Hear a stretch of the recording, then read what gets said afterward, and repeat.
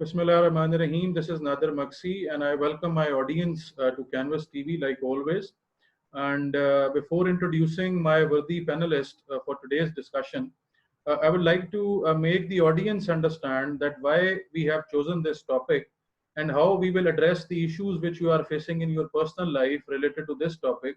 And once addressed, how this topic will help you in having and leading a successful life. As you can read in a topic that it's about psychological well-being and stigmas associated with it. And when we say stigmas, तो हम इसमें basically ये address करने की कोशिश करेंगे कि psychological well-being एक कितना layman concept है और हम अपनी जिंदगी में रूटीन में बहुत से ऐसे मामलात से गुजर रहे होते हैं जिसका ताल्लुक साइकोलॉजिकल वेलबींग से होता है, लेकिन हमारी सोसाइटी में क्योंकि स्टिग्मास ऐसे एसोसिएटेड होते हैं इस टॉपिक के साथ, तो शायद हम लोगों के साथ ये बात शेयर नहीं करते। तो इसी पॉइंट ऑफ व्यू से हम इस डिस्कशन को जब आगे लेके चलेंगे तो उसका मकसद भी हमारा यही होगा कि आपको ये समझ आ जाए कि it's not a big issue and it's issue like any other issue which you face in your daily life, so that we could address it in a really positive and successful manner.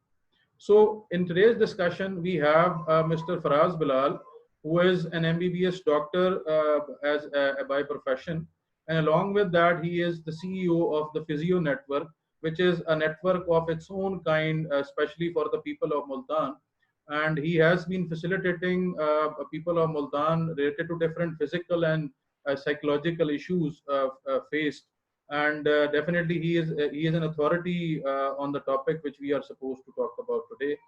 And along with Mr. Faraz, we have Ms. Nadia, who is a clinical psychologist and definitely is having a reasonable grip and experience related to topics which address the psychological issues faced by the people around us.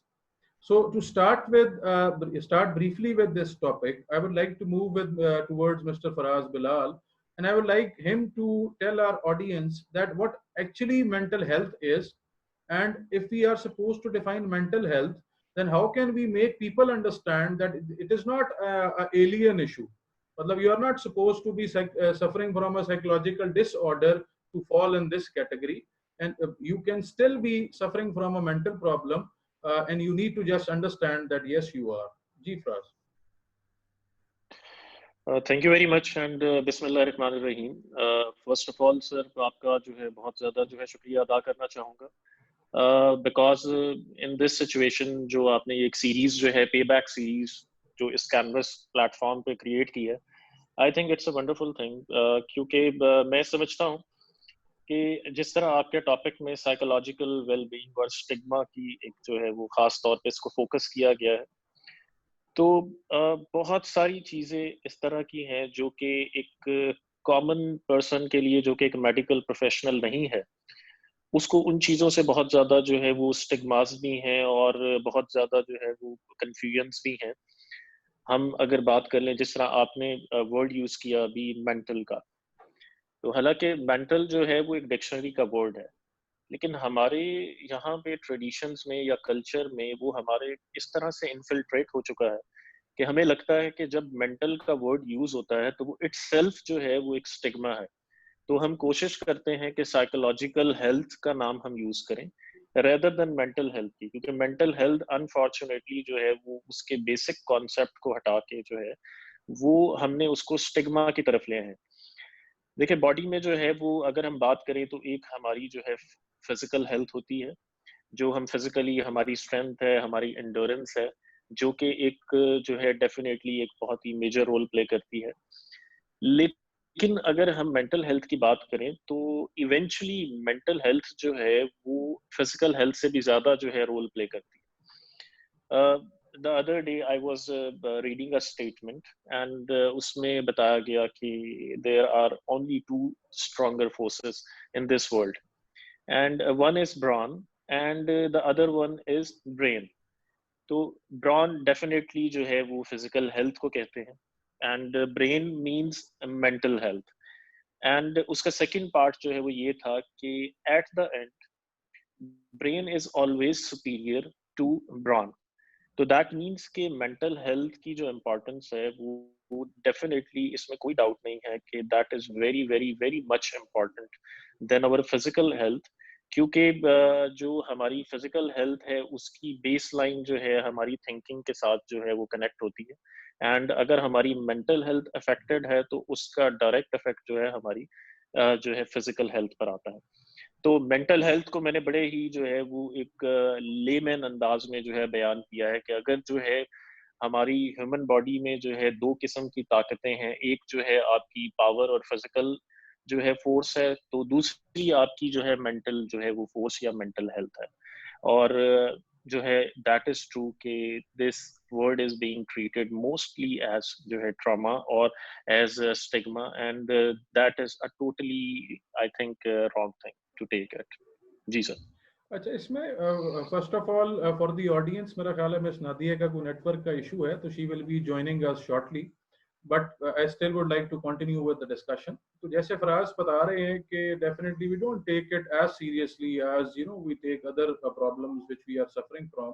तो फराज, आपको नहीं लगता कि जब हम बात करते हैं साइकोलॉजिकल हेल्थ की या साइकोलॉजिकल वेल बीइंग की, तो लोगों को इसको ऐसी कोई एलियन या अनफेमिलियर टाइप ऑफ चीज नहीं कंसिडर करना चाहिए, क्योंकि इसके बेसिक, अगर मैं सिम्टम्स या कॉजेस की तरफ चलूं, तो बेसिक इसके बड़े बेसिक सिम्टम्स हैं। जैसे if you are suffering from depression, if you are suffering from anxiety, और समटाइम्स आप अनसर्टन फील कर रहे होते हैं रिलेटेड टू योर फ्यूचर, जिसको हम बहुत आसान लैंग्वेज में अगर कहें कि हम टेंस हैं।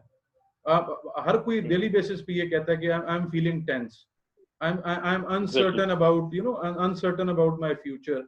एंड इवन एक बड़ी कॉमन फोर्स होती है जिसको शायद फियर ऑफ फेलियर कहा जाता है।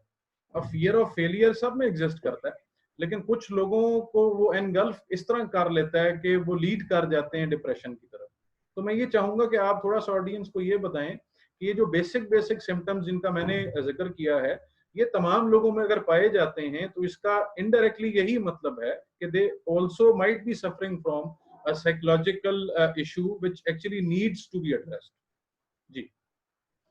एग्जैक्टली ऐसे ही है जी कि जिस तरह for example if we are having fever, तो फीवर जो है आई थिंक कि हमें एक बड़ी माइल्ड सी जो है वो सिचुएशन लगती है, लेकिन अगर हम फीवर को ट्रीट नहीं करते तो it leads to a serious और फैटल डिजीज, एंड आपके ऑर्गन्स जो हैं वो हाई टेम्परेचर की वजह से जो है कंप्रोमाइज होने शुरू हो जाते हैं।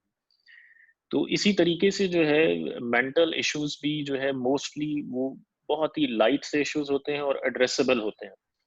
मैं अगर आपसे शेयर करूं अपना पर्सनल एक्सपीरियंस, क्योंकि डेफिनेटली जो है 2016 से जो है I am running rehab centres, and जिसमें जो है साइकोलॉजिकल रिहैबिलिटेशन भी जो है that is one major part, and I still remember that initially for a period of like 8 to 9 months, तो मुझे जो है साइकोलॉजिकल पेशेंट्स के लिए एक सेंटर से हट के अलग से एक शॉप जो है वो लेने पड़ी, जस्ट बिकॉज के लोगों को इश्यूज हैं, और ज्यादा इश्यूज नहीं, थोड़े इश्यूज हैं, बट वो ये नहीं चाहते कि वो किसी को भी ये फील करवाएं कि हम साइकोलॉजिकल ट्रीटमेंट ले रहे हैं। दैट मीन्स कि दे एक्चुअली कंसिडर देमसेल्व्स कि ये एक कोई बहुत बड़ा स्टिग्मा है, और इस स्टिग्मा की वजह से जो है हम नहीं चाहते कि कम्युनिटी को ये पता लगे कि even if we are having some kind of depression, तो हम डिप्रेशन के ट्रीटमेंट के लिए किसी भी रिहैब सेंटर जाएं या किसी भी जो है साइकोलॉजिस्ट को जो है हम जाके अपनी चीजें एड्रेस करें। एंड शुरू में मुझे बहुत प्रॉब्लम्स हुए, एंड टाइम बाय टाइम हमने लोगों को जो है एजुकेट किया, जितने हमारी डायरेक्ट ऑडियंस थी, कि this psychological well-being is as important as your physical well-being, and it is definitely an okay thing अगर आपको जो है कोई डिप्रेशन है, कोई एंजाइटी है, स्ट्रेस है, because if you're not going to address it, then definitely it will definitely destroy your career, destroy your work life, destroy your personal life, and मैं हमेशा जो है वो एक स्टेटमेंट बहुत ज़्यादा यूज करता हूँ कि universe is all about the psychology. So everything revolving around this psychology thing. If you are having a good psychological well-being, then you can easily say that universe is under your hands. तो जी sir. बिल्कुल, आप ठीक कह रहे हो। यही हम basically इसी हवाले से कंटिन्यू करना चाहेंगे अपनी डिस्कशन को, क्योंकि ऑडियंस को ये बड़ा इंपॉर्टेंट है, ऑडियंस के लिए समझना कि अगर इस इशू को अनएड्रेस्ड जाने दिया जाएगा या इस इशू को आप अगर कंसिडर नहीं करेंगे तो ये बहुत ज़्यादा बड़े बड़े प्रॉब्लम जो है वो कॉज कर सकता है ऑडियंस के लिए। और ऑब्वियस सी बात है कि ये हम नहीं रियलाइज करते, because in Pakistan we are suffering from so many things and this is one of those things which we actually don't take serious in our life. तो मैं ये थोड़ा सा चाहूंगा कि अगर स्पेसिफिकली आप ऑडियंस को ये बताएं कि वो क्या स्पेसिफिक डिसएडवांटेजेस हो सकते हैं हमारी ऑडियंस के लिए, और ऑडियंस को भी थोड़ा सा अगर हम कैटेगराइज कर लें, जिसमें ऑब्वियस सी बात है कि प्रोफेशनल क्लास अलहदा है और जो स्टूडेंट क्लास हमारी अलहदा मौजूद होती है। फिर ऑब्वियस सी बात है if you talk about womens especially, तो हमारी मदर्स भी हैं, हाउस वाइफ्स भी हैं। तो अगर हम वन बाय वन इसको ले चलें, स्टार्टिंग फ्रॉम स्टूडेंट्स जो कि एस्पिरेंट्स हैं टू बिकम प्रोफेशनल्स, उनके लिए ये साइकोलॉजिकल या मेंटल इशू जिसको हम नहीं कोट कर रहे हैं यहाँ पे, how disadvantageous can this issue be for them? So there is a terminology which you called holistic health. You know, holistic health जो है, it is all about maintaining your psychological health in a very good way by आपने जिस तरह हम meditation जो है या mindfulness है, ये सारी terminology जो है वो आपकी holistic health को जो है वो improve करने के लिए वो use हो रही होती है। अब अगर हम बात करें कि start करें students से, तो आई थिंक स्टूडेंट्स के लिए साइकोलॉजिकली साउंड होना is the most necessary thing, is the most mandatory thing. क्योंकि होता क्या, if you are psychologically not well, if you are having any kind of stress, क्योंकि इनिशियली जो है ये एक ऐसी स्टेज है, स्ट्रेस से स्टार्ट हुआ। स्ट्रेस जो है अगर उसको उस टाइम एड्रेस ना किया गया तो स्ट्रेस आगे जाके जो है एंजाइटी में कन्वर्ट हो जाती है, एंड देन फिर सिचुएशंस लाइक डिप्रेशन में भी आगे क्रॉनिक डिप्रेशन बन जाता है। तो ये वो चीजें हैं जो कि हमारे बेसिक स्किल्स को, जिसमें जो है हमारे इंटरपर्सनल स्किल्स और इंट्रापर्सनल स्किल्स जो है वो इसको डिटोरिएट करना शुरू करता है। आप क्योंकि बिजनेस स्टडीज के साथ सर आपका एक जो है वो कंटिन्यूअसली जो लास्ट आपका 10 ईयर जर्नी है वो बिजनेस स्टडीज के साथ रहा है, एंड लास्ट 3-4 ईयर्स में आपने एक चीज देखी होगी कि आप अपने स्टूडेंट्स को जो है वो जो है EQ पे बहुत ज्यादा फोकस करवाते हैं, दैट मीन्स इमोशनल इंटेलिजेंस पे। अब इमोशनल इंटेलिजेंस जो है इसका जो बेसिक पिलर है that is a good psychological wellbeing. क्योंकि हम इमोशनल इंटेलिजेंस पे जब आते हैं तो डेफिनेटली आप अपने स्टूडेंट्स को जो है वो वही 5 कैरेक्टरिस्टिक्स पढ़ा रहे होते हैं कि सबसे पहले you have to be self aware. Self awareness की आपके पास स्टेज आ गई तो उससे नेक्स्ट स्टेज ये है कि सेल्फ रेगुलेशन हो गई तो देन आप मोटिवेशन पर आते हैं, और मोटिवेशन हो गई तो देन आप फिर ये इंटरपर्सनल स्किल्स और एम्पैथी पर आते हैं। तो अब फॉर एग्जांपल के if any student is not psychologically sound, या उसकी जो है वो मेंटल हेल्थ या साइकोलॉजिकल हेल्थ पे कोई भी छोटा सा भी कोई इशू है जो कि उसको कंटिन्यूअसली जो है वो उसको जो है पिंच कर रहा है, तो होगा क्या कि जो पहली स्टेज है सेल्फ अवेयरनेस की, डेफिनेटली कि उसकी कोशिश ये होगी कि जो है वो अपने आप को क्लास में जो है कॉन्फिडेंस लेके आए, लेकिन वो कॉन्टिन्यूअसली जो उसको पिंचिंग चल रही है, पिंचिंग उसको कॉन्फिडेंट नहीं होने देगी। कॉन्फिडेंट नहीं हो पाएगा तो उसके अंदर पॉजिटिव एनर्जीज के बजाय जो है नेगेटिव एनर्जीज जो है वो क्रिएट होंगी, और एनर्जीज का रेगुलेट होना जो है वो बहुत जरूरी है। क्योंकि I have personally seen in my practical life I think 100 of individuals जिनके अंदर स्किल्स बहुत ज्यादा हैं but they lack the ability to control their energies. उनकी जो एनर्जीज हैं दे आर वेरी पैशनेट, बहुत पैशनेट होते हैं, एनर्जेटिक बहुत ज्यादा होते हैं, लेकिन होता क्या है कि वो रेगुलेट नहीं कर पाते और उनकी एनर्जीज नेगेटिव साइड पे ज्यादा जा रही होती है, जिसकी वजह से उनकी प्रैक्टिकल लाइफ में उनका वही स्किल जो है वो वेस्ट होता है। तो इससे जो है अगली स्टेज पर जब हम आते हैं तो मोटिवेशन की एक स्टेज आ जाती है। अब जब हम अपने आप को जो है साइकोलॉजिकली साउंड हम देखेंगे और उसके बाद हम अपनी एनर्जीज को कंट्रोल करेंगे, तो हम अपने खुद के लिए एक मोटिवेशन का कॉज बन जाएंगे। क्योंकि जो सबसे बेस्ट मोटिवेशन होती है वो आई थिंक के सेल्फ जो है वो वेल बीइंग को एक्नॉलेज करना होता है। अगर आपको आपकी एग्जिस्टेंस जो है इस वर्ल्ड में, इस दुनिया के लिए जो है अच्छी लगती है, you know start liking yourself, तो देन आप ऑटोमेटिकली मोटिवेट होते हैं और आप एक जो है पर्पस ऑफ लाइफ क्रिएट करते हैं। ठीक है, पर्पस ऑफ लाइफ जो है हर किसी का होता है। एक स्टूडेंट का पर्पस होता है कि उसने जो है एकेडमिक्स में अच्छा रहना है और उसके ग्रेड्स अच्छे आए, और जैसे ही वो ग्रेजुएट हो या मास्टर्स हो तो ही और she should get a very good job. तो मोटिवेशन जब स्टार्ट होती है तो देन आपकी जो अगली जो सबसे मोस्ट इम्पॉर्टेंट स्टेज है, that is about to read and control emotions of others. क्योंकि सबसे पहले आपने क्या किया, आपने इस पूरे 3 जो स्टेजेस हैं, आपने अपने इमोशंस को कंट्रोल किया, और ये इमोशंस तभी कंट्रोल होंगे जब आपकी साइकोलॉजिकल वेलबींग ठीक है, अच्छी है।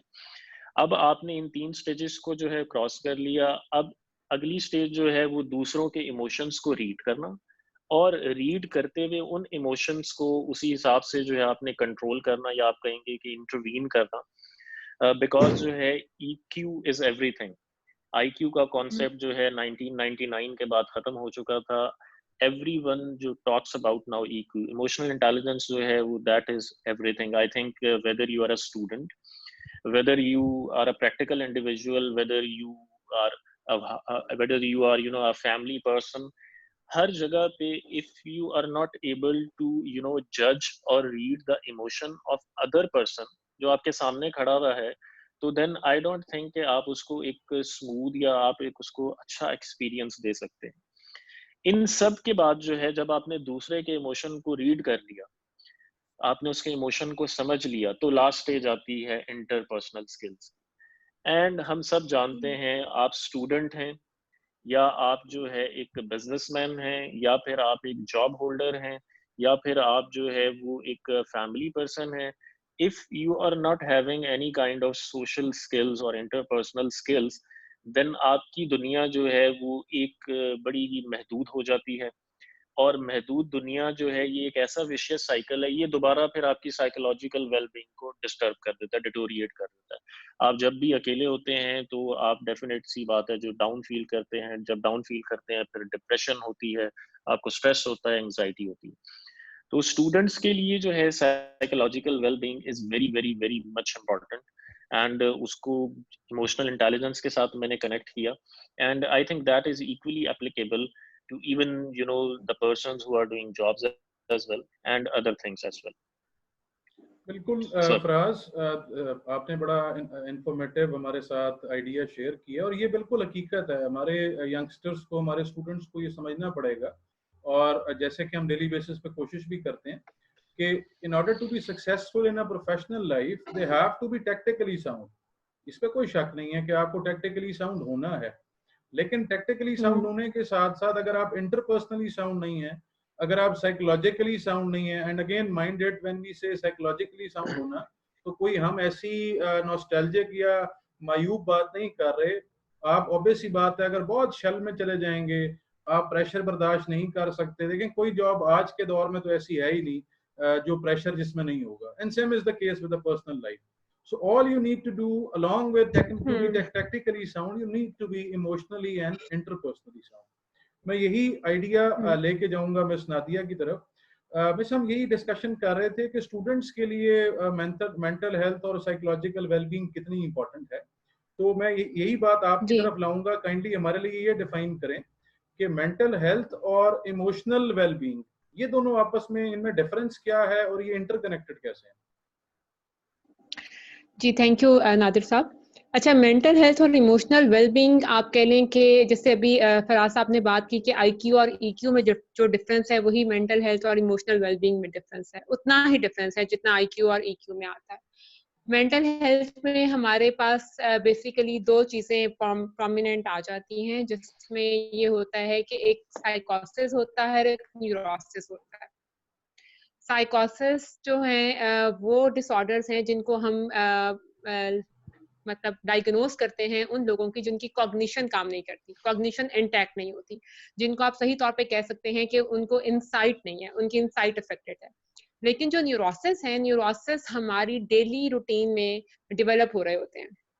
हम सब इंडिविजुअल्स के अंदर ऐसी चीजें होती हैं, ऐसे जो न्यूरोसिस की क्वालिटीज होती हैं, आप ये कह लें ट्रेट्स होते हैं, क्वालिटीज में भी it's not a good word, traits होते हैं। तो वो जो ट्रेट्स हैं वो जितने उसकी अगर हमारे में एक्सेसिवनेस होती जाएगी तो वो चीज़ हमारे लिए प्रॉब्लम क्रिएट करती जाएगी। तो ये मेंटल वेलबींग होती है कि हमारे जितने भी पर्सनालिटी के ट्रेट्स हैं, जिसमें एग्रेशन आ जाता है, जिसमें हैप्पीनेस आ जाता है, बाकी सारे मोटिव्स आ जाते हैं, इमोशनल हेल्थ आ जाती है, वो सारे प्रॉपर अपनी जगह पे काम करते हुए होने चाहिए। प्रॉपर उनकी अमाउंट होनी चाहिए इमोशनल हमारे अंदर उन सब ट्रेट्स की। ऑब्सेसिवनेस जिस तरह आ जाती है, फोबियाज आ जाते हैं, इन सबके एक लेवल होता है। लेकिन जब हम इमोशनल हेल्थ की बात करते हैं तो उसमें इमोशनल वेलबींग की बात करते हैं तो उसमें हम जिस तरह फराज साहब ने ईक्यू के बारे में बात की, हम उसको देखते हैं कि एक इंडिविजुअल को चाइल्डहुड से कितना ज्यादा इमोशनली एड्रेस किया गया है, उसके इमोशंस को किस तरह से कैटर किया गया है। अगर एक बच्चा रो रहा है तो माँ ने उसको अगर उसकी हंगर नीड को फुलफिल किया है तो क्या उसने उसको हंगर नीड को किस तरीके से फुलफिल किया गया है, उसको जो भी चीज प्रोवाइड की गई है, शेल्टर प्रोवाइड किया गया है, उसकी हंगर पे काम किया गया है, उसको अपने करीब किया गया है, तो उसकी इमोशंस को कितना फोकस किया गया है, वो जो फीलिंग थी उसके साथ कितना काम किया गया है। तो ये डिफरेंस है माइन्यूट सा मेंटल हेल्थ में और इमोशनल हेल्थ में। अच्छा, मैं इसी को बिल्कुल आप सही फरमा रही, इसी को अगर मैं फौरन ही कनेक्ट अगर हम कर दें, मैं चाहूँगा कि स्पेशली अगर आप बेहतर बता सकेंगी कि हमारी जो हाउस वाइफ्स हैं और जो हमारी वर्किंग वुमेन्स हैं specially, they suffer from so many psychological pressures as well, and definitely अब वो डोमेस्टिक भी हो सकते हैं, वो प्रोफेशनल भी हो सकते हैं, जिनको हम सोसाइटल कहते हैं। तो उनमें तो बिल्कुल एक हम शायद ये हमारा भी एक फॉल्ट है हमारी सोसाइटी का कि उनको तो बिल्कुल हम परमिट भी नहीं करते, इजाजत भी नहीं देते स्टार्ट से कि they are suppose to express their insecurities and their psychological problems if they are suffering from, which everybody does। तो स्पेशली थोड़ा सा उनको बताएं कि इन इश्यूज को लोगों के साथ शेयर ना करना, ऑब्वियस सी बात है, विद द राइट पर्सन, और इनको एड्रेस ना करना, ये कितना नुकसानदेह हो सकता है। अच्छा नादिर साहब, आपने स्पेशली खवातीन की बात की, लेकिन मैं यहाँ फोकस करूंगी कि हमारे मेल्स को भी इतना अलाउ नहीं किया गया कि वो अपनी वल्नरेबिलिटीज को शो कर सके। अगर एक जॉब फॉर एग्जांपल किसी की जॉब रिस्क पे है या कोई स्टूडेंट है और उसके ग्रेड्स रिस्क पे हैं, तो हम बच्ची के जो हमारी बेटी है या हमारी जो बहन है, हम उसके प्रॉब्लम सुन लेंगे, और अगर वो रो रही है या वो अपसेट है तो हम उसको फिर भी कैटर कर लेंगे, उसके लिए स्पेस है हमारे पास। लेकिन हमारे पास अपने बच्चों के लिए स्पेस नहीं है। अगर वो इमोशनल हैं, वो डाउन हैं, वो रोना चाह रहे हैं, तो हम उनकी वल्नरेबिलिटीज को फौरन बंद करा देते हैं, हम उनको अलाउ नहीं करते कि वो अपने बारे में बात कर सके। और डेफिनेटली जैसे आपने डोमेस्टिक की बात की, तो वर्किंग वुमेन में भी, लेकिन डोमेस्टिक एनवायरनमेंट में स्पेशली इमोशनल अब्यूज बहुत ज्यादा है। I mean, अगर मैं सारा दिन काम कर रही हूँ और मुझे मेरी मेहनत को फिजिकली जो मैं एक्सर्शन कर रही हूँ उसको तो अगर आप कैटर कर लेंगे या उसके बारे में फिर भी बात कर ली जाएगी, लेकिन जो मैं इमोशनली सफर कर रही हूँ उसको बिल्कुल नेग्लेक्ट कर दिया जाता है, क्योंकि हमने इमोशंस को फोकस करना कभी सीखा ही नहीं, हमें सिखाया ही नहीं गया कि हम इमोशंस पे कैसे बात करते हैं। जैसे बहुत सिंपल सी बात है कि अगर मैं आपसे पूछती हूँ कि हाउ आर यू, आप आज कैसा फील कर रहे हैं, तो आप डेफिनेटली मुझे जवाब देंगे आई एम ओके। चाहे आप जॉब पे स्ट्रेस ले रहे हैं, चाहे आपके साथ कोई और पर्सनल इश्यूज हैं, प्रोफेशनल इश्यूज हैं, सोशल इश्यूज हैं, कहीं किसी जगह पे नेग्लिजेंस हो रही है, कहीं आप डाउन फील कर रहे हैं, आप वैसे बहुत अच्छा काम कर रहे हैं लेकिन आपकी इंटरपर्सनल स्किल्स जो हैं, यानी कि दूसरों के साथ कनेक्ट करने की एबिलिटी वो नहीं, तो डेफिनेटली आप एक सोशल सेटअप में अच्छा फील नहीं करेंगे। लेकिन आप कभी भी हम इस बात को एक्सप्रेस नहीं कर पाते, इतनी स्पेस नहीं दी जाती कि हम इसको एक्सप्रेस करें, और अगर कोई एक्सप्रेस करता है तो उसको फौरन से शटअप कॉल दे दी जाती है कि तुम तो हमेशा इस तरह की बातें करते हो, अच्छा सोचो, अच्छा सोचोगे तो सब बेहतर होगा। लेकिन एट उस लेवल पे आके अच्छा सोचना और हर चीज को पॉजिटिव देखना, वो आउट ऑफ कंट्रोल होता है, बेसिकली वो हमारे कंट्रोल से बाहर हो चुका होता है, we are helpless against this feelings. तो ये एक चीज है जो कि एड्रेस की जानी चाहिए खवातीन के साथ भी और मेल्स के साथ भी, जेंट्स के साथ भी, कि अगर वो ऑफिस में या बाहर किसी भी एक स्ट्रेस को लेकर आ रहे हैं तो हमें उनको इतनी स्पेस दी जाए कि वो अपनी स्ट्रेस को बैठ के आराम से डिस्कस करें और हम उस स्ट्रेस को एड्रेस कर सकें प्रॉपर तरीके से। बिल्कुल आई बिल्कुल थिंक आप मैं जी जो जी है मिस नदिया की इस बात को बड़ा सेकंड करूंगा। एंड मुझे याद है कि like 1 year before I went to an event, psychological event ही था, और जो है उस पे बात जो हो रही थी सारी, तो वो वुमेन को लेके और फीमेल्स को लेके हो रही थी। हम्म तो मैंने वहां पर एक ही पॉइंट रेज किया। हमारा जो कल्चर बना हुआ है उसमें कल्चर में के मेल जो हैं वो वैसे ही टेंट करते हैं बहुत ज्यादा, कि जो है ना they are very indoor people, और वो ये समझते हैं कि अगर उन्होंने ये एक्सेप्ट कर लिया कि दे आर इमोशनली डिस्टर्ब, तो शायद जो है वो हम्म जो विरिलिटी है उसका एलिमेंट वैसा नहीं रहेगा। तो ये वो हम्म चीज है कि जो शायद सिर्फ फीमेल्स को ही जो है जो एक्सप्रेस करना चाहिए। तो मैंने ये देखा है कि अपने अराउंड, मतलब कि in even my work life, कि हमारे बहुत सारे जो हैं वो मेल्स इस तरह के हैं, they are actually having stress, and उनके पास इतनी कैपेसिटी भी नहीं है कि वो अपने इमोशंस को एक्सप्रेस करें। क्यों? क्योंकि उन्हें लगता है कि ये भी एक स्टिग्मा है कि अगर जो है हम्म वो एक मेल जो है वो, या एक मैन जो है वो, if he is going to express the emotions, तो that means he is a weak person. तो हम्म मैडम की बात से मैं बहुत ज़्यादा सेकंड करूंगा। और ये वाकई में जो है एक इशू है, क्योंकि अगर हम देखें तो हमारा जो एक सेटअप है, हमारी कंट्री का सेटअप है, हमारी जो इकोनॉमी है वो टोटली जो है वो मेल ड्रिवन इकोनॉमी, और जो हम्म है वो वुमेन एम्पावरमेंट पे काम हो रहा है, लेकिन वो इतना काम नहीं हो रहा कि 50% जो है उनका रोल प्ले हो रहा हो। तो जब हमारे वो लोग जिन्होंने जो है, एक बंदे ने ऑन द एवरेज जो है वो चार लोगों की फैमिली को जो है वो चलाना है या उस कुंबे को रन करना है, उनके माइंड में भी अगर ये स्टिग्मा है कि भाई अगर हम इमोशनली डिस्टर्ब हैं और अगर हमने शेयर किया तो जो है शायद जो है हम बहुत ही वीक कंसिडर होंगे। तो I think this will not be a good thing. And I felt very happy. मेरे पास जो है वो एक मल्टी नेशनल कंपनी है, कंपनी का नाम मैं नहीं लूंगा। तो उनके जो है एक मार्केटिंग के अच्छे टॉप नॉच जो है वो मेरे पास एक दफ़ा आई, जो है मेरे रिहैब सेंटर में। And it is back in 2017 की मैं बात कर रहा हूँ। तो उन्होंने मुझे आके कहा कि जो है मुझे आपके साइकोलॉजिस्ट से अपॉइंटमेंट चाहिए। अच्छा, मैंने उनको देखा, मतलब जर्नली वो मुझे बहुत ही मतलब एक ठीक जो है मेंटली भी साउंड लगे और फिजिकली भी साउंड लगे। तो आई वॉज वेरी क्यूरियस, और मैंने जो है स्ट्रेट अवे जो है उनसे पूछा, तो आप किस लिए जो है वो साइकोलॉजिस्ट को देख रहे हैं? तो ही टोल्ड मी कि मैं साइकोलॉजिस्ट को जो है वो एक अपनी पर्सनालिटी का एनालिसिस करवाने के लिए देख रहा हूँ, जिसको जो है स्वॉट एनालिसिस। हम इससे पहले स्वॉट एनालिसिस जो है वो हमें लगता था कि स्वॉट एनालिसिस शायद सिर्फ बिजनेस का होता है, जो मेरा ख्याल में हमारे स्टूडेंट्स को इसका ज्यादा आइडिया होगा, जिसमें स्ट्रेंथ आ जाती है, वीकनेस आ जाती है, हमारी अपॉर्चुनिटीज और थ्रेट्स आ जाते हैं। तो मेरे लिए फर्स्ट टाइम जो है ये चीज़ एक बहुत ही अच्छी थी कि मतलब मुल्तान में जो है एक ऐसे एजुकेटेड बंदे को देखना, क्योंकि मैं इसे साइकोलॉजिकली एजुकेटेड बंदा कहूँगा, कि जिसको ये हम्म आइडिया है कि psychologically well being is very very very important. तो हम्म उसने जो है तकरीबन कोई 8 से 9 सेशंस लिए, एंड उसने फीडबैक बहुत अच्छा दिया। दैट टाइम जो है वो मुल्तान रीजन का हेड था। अभी जो है ये कोरोना वाले पेंडेमिक में मेरी उससे मुलाकात हुई, and now he is serving whole Pakistan as a marketing head. And मुझे वो बता रहा था कि नेक्स्ट ईयर जो है उसको मिडल ईस्ट पूरा जो है वो मिल रहा है। एंड उसने एक्चुअली जब फीडबैक दिया मुझे, तो उसने मुझे ये चीज़ बताई कि हमें अक्सर नहीं पता होता कि हमारी स्ट्रेंथ्स क्या हैं, हमारी वीकनेस क्या हैं, हमारे जो है हमें थ्रेट्स क्या हैं, और हमें कोई ना कोई ऐसा इंसान चाहिए जो कि हमें जो है वो एनालिसिस करे और एनालिसिस करके बताए कि क्या क्या चीज़ें हैं। तो मैडम की बात से मैं बहुत ज़्यादा सेकंड करूंगा कि जो है वो मेल्स को एक स्टिग्मा भी है कि वो इमोशनली जो है अपने आप को एक्सप्रेस नहीं करते। तो आई थिंक इस चीज़ को एड्रेस होना चाहिए, और लोगों को जो है साइकोलॉजिस्ट के पास सिर्फ जो है अपनी जो है अगर कोई मेंटल इशू है या साइकोलॉजिकल इशू है तब नहीं देखना चाहिए, बल्कि अपनी जो ईक्यू है उसको और ज्यादा हाई करने के लिए या अपने इमोशनल कंट्रोल को और ज्यादा जो है वो जो है एनहांस करने के लिए भी साइकोलॉजिस्ट को देखना चाहिए। बिल्कुल।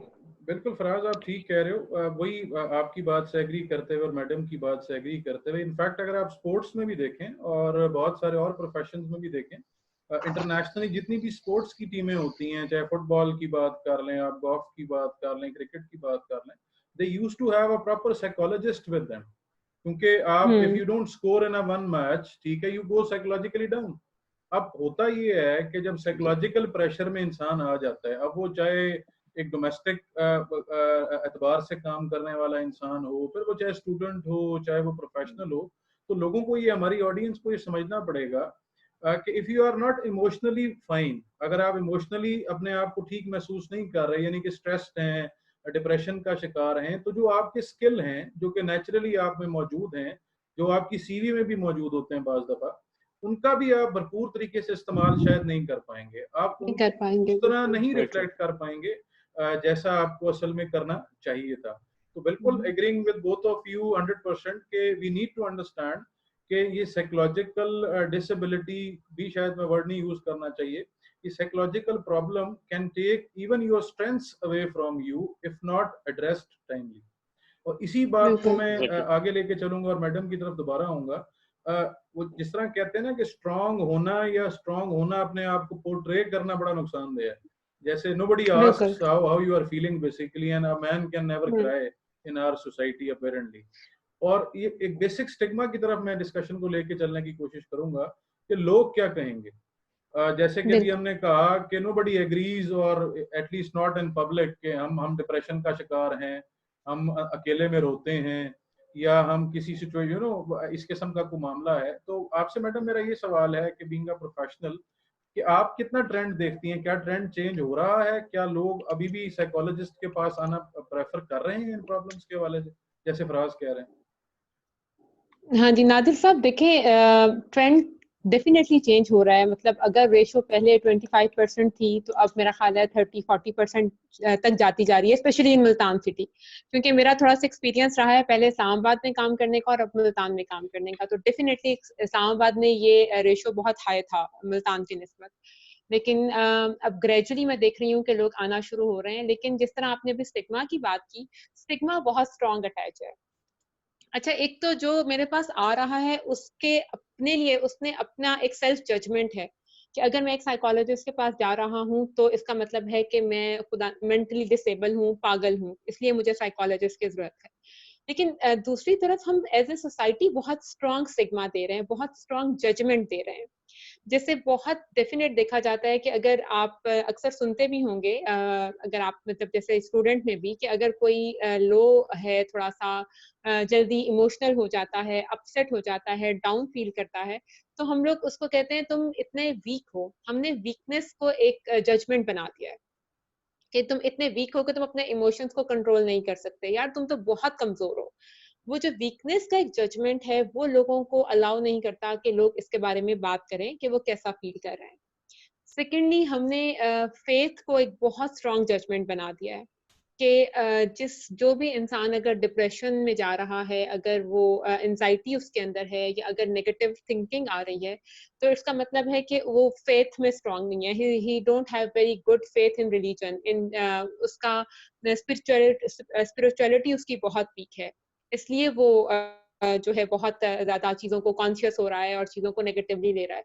तो ये जजमेंट जो है, ये हम जो लोगों को दे रहे हैं, ये उनको बहुत ज्यादा रोक देती है, स्टॉप लगा देती है कि वो साइकोलॉजिस्ट के पास जाएं और अपनी सब चीजों को शेयर करें।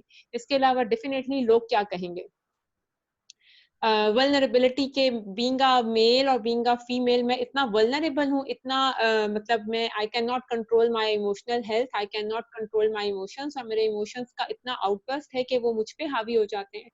तो ये सब चीजें हैं, ये डेफिनेटली लोगों में हैं और लोग इसको बहुत ज्यादा फेस कर रहे हैं।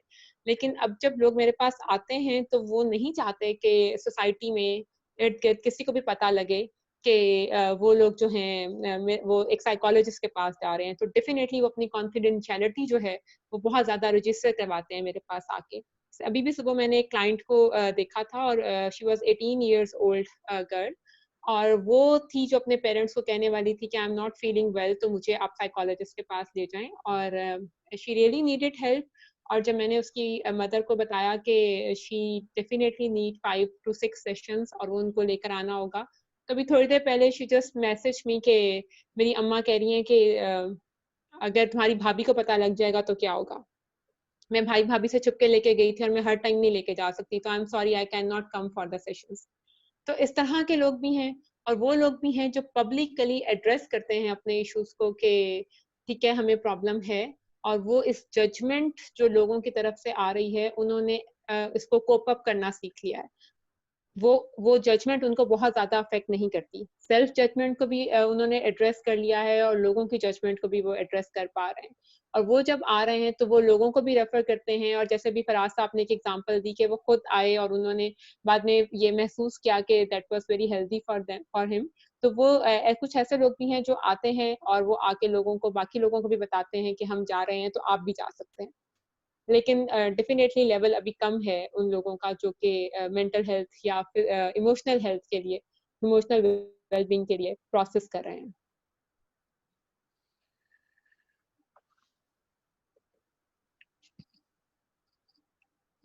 बिल्कुल मैडम की बात से जो है मैं एग्री करूंगा। नादिर साहब के ख्याल में माइक का थोड़ा इशू है, तो मैडम आपकी मैं इस सोसाइटी वाली बात से बहुत ज़्यादा एग्री करूंगा। अगर हम सोसाइटी की बात करें तो हमारी सोसाइटी में कुछ चीज़ें ऐसी हो रही हैं जिसकी वजह से जो है बड़ा नेगेटिव रोल जो है वो दिखाया जाता है, स्पेशली कि अगर मेंटल हेल्थ का वर्ड आए। अब मैं एग्जांपल्स दूंगा मीडिया एंड सोसाइटी की। अगर हम मीडिया की बात करें तो अगर हम फिल्म इंडस्ट्री पे आ जाएं तो अक्सर ऐसा होता है कि मूवीज में जो नेगेटिव रोल होता है विलन का, तो अक्सर दिखाया जाता है कि वो मेंटली जो है कहीं ना कहीं चैलेंज्ड है, और जो है उसको दिखाया जाता है कि ही इज और शी इज क्रेजी, और कोई सीरियल किलर्स भी जो है वो चल रहे होते हैं और बहुत ज्यादा प्रमोट किया जाता है। अब इससे होता क्या है कि मूवी की हद तक तो ठीक है, लेकिन लोगों के माइंड में एक कॉन्सेप्ट आ जाता है कि नेगेटिव रोल वाले लोगों को मेंटल इशू होगा ही होगा। इससे स्टिग्मा और क्रिएट हो जाता है, और लोग जो है अवॉइड करते हैं अपने जो है इशू को एड्रेस करने में। क्यों? क्योंकि एक अगर किसी से एड्रेस करेंगे तो वो वैसे ही नेगेटिव देखेंगे, वो कहेंगे कि पता नहीं जो है ये शख्स जो है काबिल एतबार नहीं है, और इसमें वायलेंस जो है वो ज्यादा ना हो जाए।